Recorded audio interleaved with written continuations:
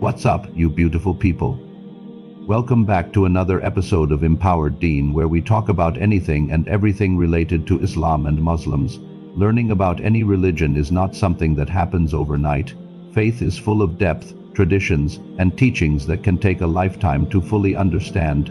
Islam, like other religions, often raises many questions from those who are curious. In this episode of Empowered Deen, I'll be answering 10 of the most common questions people have about Islam and Muslims. Question number 10. Who is Allah? Muslims believe that Allah is not a separate or different God. The word Allah is simply the Arabic term for the one God. He is not the God of Muslims alone, but the God of all creation. Interestingly, Arabic-speaking Christians also use the word Allah when referring to God. Question number 9. Do Muslims worship Muhammad? The answer is no. Muslims do not worship Prophet Muhammad, nor do they worship any other prophet. In Islam, prophets such as Adam, Noah, Abraham, Moses, David, Solomon, and many more are honored as messengers of God. Muhammad is regarded as the final prophet, but Muslims believe that worship is reserved for God alone, and no other being is worthy of it. An extremely common question that comes next is, do Muslims reject Jesus? That really depends on what you mean by reject. Muslims actually hold Jesus and his mother Mary in very high regard. The Quran teaches that Jesus was born miraculously to the Virgin Mary without a father, and that he performed many miracles by God's permission, healing the blind and the sick, even bringing the dead back to life. However, Muslims believe that Jesus was not crucified. Instead, they believe God raised him up to heaven. They also do not accept the Christian belief that Jesus is God in human form or the divine Son of God. In Islam, Jesus is honored as a great prophet, but not worshipped. Question number 8. What is jihad? This is a term that's often misunderstood, especially through how it's portrayed in the media. The word jihad does not mean holy war. Its true meaning is struggle or striving in the cause of God. This struggle can take many forms. For example, practicing self-control, resisting temptation, and working to do good are all considered forms of jihad. In some cases, jihad can also mean taking up arms, but only in self-defense. When a Muslim community or nation is under attack, importantly, this kind of military jihad must be declared by legitimate religious authority and is bound by strict rules in Islamic teachings. Question number 7. Why do Muslims follow Sharia law? Sharia law is the comprehensive system of Islamic law derived from the Quran and the Sunnah, the teachings and traditions of the Prophet Muhammad. Sharia is not just about rules. It's meant to provide a framework for both personal and communal life. It emphasizes protecting basic human rights, safeguarding property, ensuring political and religious freedoms, and even guaranteeing the rights of minorities.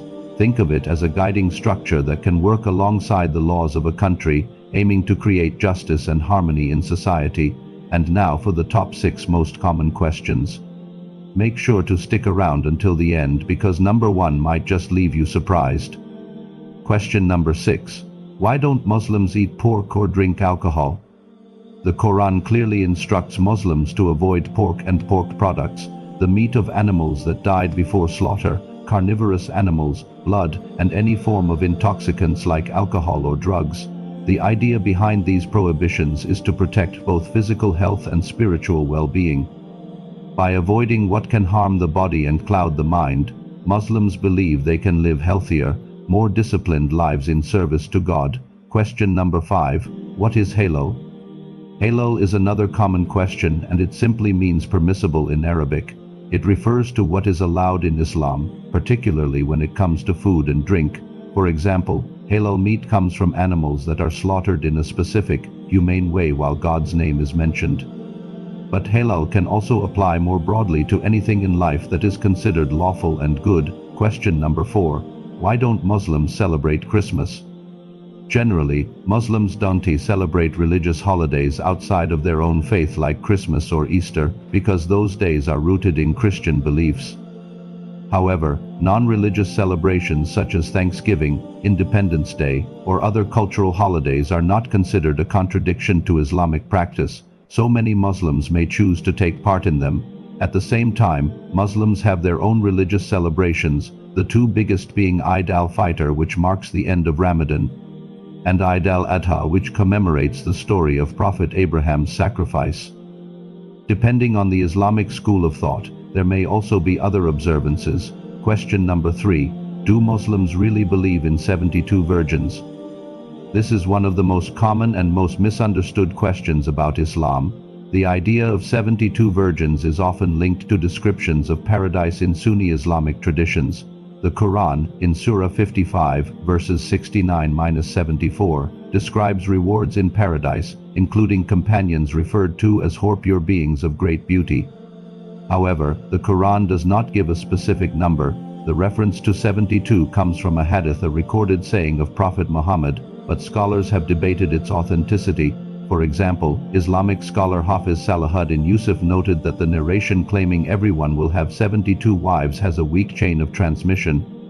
Because of this, many Muslims view the descriptions of paradise like hurs as symbolic rather than literal. What is widely agreed upon, though, is that paradise will be a place of ultimate joy, peace, and reward beyond human imagination. Question number 2. The most common question Muslims get asked. Question number 1. Do women have to cover their heads? This question is asked very often. The headscarf, known as the hijab, is worn as an expression of modesty, a central value in Islam. While it's most commonly associated with women, men also have guidelines for modest dress that can be seen as their version of hijab. Importantly, wearing the hijab is considered a personal choice. Islam emphasizes that faith cannot be forced. So if a culture compels women to wear the hijab, that goes against the religion's principle of free will. The general belief is that modesty is essential, but how it's expressed may differ from person to person. And that wraps up our look at the 10 most common questions people have about Islam and Muslims. Do you have any other questions, whether you're Muslim or not? Share them in the comments. I'd love to hear your thoughts. If you enjoyed this episode, check out another related one by clicking the annotation on your screen. You'll also find links to my social media and other resources in the description below. And don't forget to subscribe and hit the notification bell so you don't miss any of our daily episodes here on Empowered Deen. Thanks for watching, and I'll see you in the next one.